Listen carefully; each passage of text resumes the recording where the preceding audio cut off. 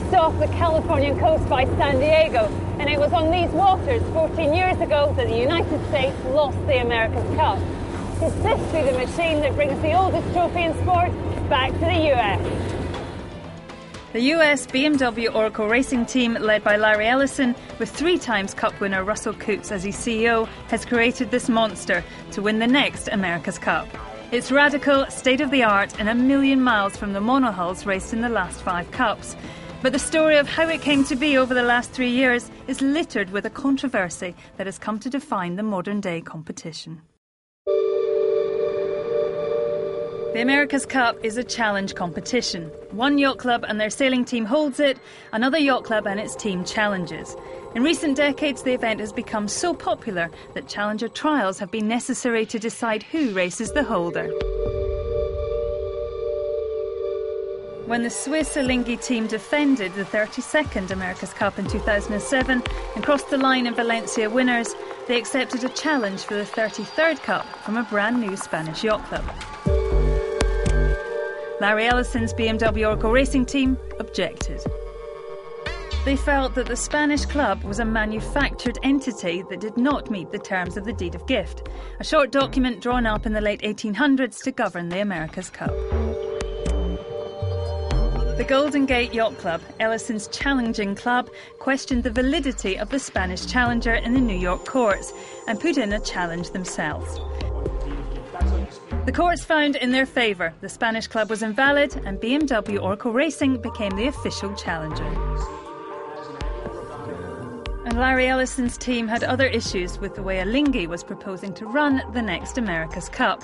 The lawyers on both sides were busy, but from the outside there did not appear to be much dialogue between the teams. Why can't the two teams just get together? I mean, everyone wants to go sailing. We don't like going into court, but they've got their latest idea was they said they can change the rules anytime and make up whatever rules they want. And that's just the most bizarre thing I've ever heard in my life. But that's why we originally went to court and sued Alinghi, because they had these rules that were so one-sided, so ridiculous, that only Alinghi could win. I mean, no one else had a chance. It's a crazy thing to say because really there's no hidden agenda here of it. It's a deed of gift match, and certainly there's defender and challenger, but there is some benefits that go with being the defender, but obviously a lot of them have been negated through the New York courts. And but at the end of the day, ISAF are going to run the races or oversee them with the jury and the umpires, and we have to get on with it, and it's sport. As the stalemate between the teams continued, further problems arose. The Deed of Gift states that the defender and challenger should decide the details for the next cup by mutual consent. If they can't, they must abide by a fallback plan in the deed, which sets out all conditions for the running of a match, including the parameters for the boats to be used. In Valencia in 2007, the boats were slow, heavy, 75-foot monohulls. The 33rd America's Cup will be very different indeed. The deed states that single-masted boats should be 90 foot long on the waterline. That's its only stipulation, and the fastest type of boat with a 90-foot waterline is a multi-hull. It's a huge challenge for us on the design side. We're like a kid in a candy store. We have no rules to play with. We can try all crazy ideas that we want to try, and from that point of view, it's very exciting. It's going to be great coming up with boats unbelievably spectacular, and that aspect of it is great fun. Both teams began a secretive design and build process, hiding behind closed doors to avoid the spying eyes of their bitter rivals. Speculation was rife about what each would reveal. When the curtains finally went back, out of the sheds rolled two of the most radically designed racing yachts ever built.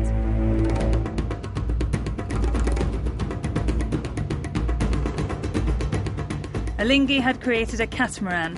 Team boss Ernesto Bertarelli was already an experienced cat sailor, but even for him, this was new ground. I'm really excited. As you know, I started my sailing career, if I may call it that way, on multi-hulls, and they're fascinating machines. But this size, I've never tried, and I can't wait to see it sail on the lake. Testing began immediately, and I even got the chance to take the wheel. It was unlike anything I'd ever experienced before. But on the other side of the world, US team BMW Oracle Racing had their own monster to reveal, and they had added an extra hull to their European rivals. I know you've seen a Lingy 5. I mean, even when we were there sailing it, the BMW Oracle boat was following close behind. What do you make of it? Well, you know, it's a very nice boat. The interesting thing is both teams have sized their boats pretty similar in terms of overall length. They're within, 1.5 meters of each other, and in terms of beam, they're within a few metres of each other. So, with this scale, it's pretty similar, and both boats will end up sailing on one hull. So, I think it's going to be an interesting regatta, that's for sure. I mean, a lot of people concentrate on, well, there's a big difference between the trimaran and a catamaran. I actually don't think that's going to be the winning factor. I think some of the subtleties, like what foils the boats carry, how they use those foils, what type of sails or rigs the boat has, obviously what wind conditions you race in, even if it's a knot difference in wind speed, could alter the performance of these boats dramatically. And I think most of that will depend on what size sail plan you have on the boats. I mean, hard to know though, what to design when you don't know what you're up against. It's hard to keep a secret, huh? It is hard to keep a secret when you've got this many people involved in constructing something that's this enormous and this complex. The technology is definitely the interesting part of this program, or has been, and it'll be great to see these two giant, beasts get together and race. The two yachts do share many similarities, but they're very different approaches to the same problem. It's amazing what two teams of top designers can concoct if you give them a blank canvas and a few $1 million. When I sailed on a Lingy, it was quite hard to work out what everything did. It was all carbon structure everywhere. But here, I get the feeling they've really simplified it. They've even taken away half the trampoline. It's very clean. I mean, it looks like it's a performance machine. I suppose the only thing which we haven't seen before is the canting mast. They can actually move the mast from side to side, and we'll see that in action in a minute. But it's a clean, slick racing machine. As the boat leaves the dock, I get my chance to take the wheel of this cutting-edge monster. The scale of it is daunting, and becoming the only person in the world to have not only sailed both the multi-hulls, but to have steered them too is a unique and amazing moment for me. On this machine, it looks like the wheel will be given to Australian James Spittle for the competition. We've joined you. The boat's just back in the water. It's had a whole lot of mods, but it's been like that from day one, hasn't it? It's a progression. Yeah, it really is. It's just boats. When you look at when we first launched it to where it is now, it's really, really changed, and that's all part of the game. The America's Cup is a technology game and producing boat speed, and that's what we're here doing.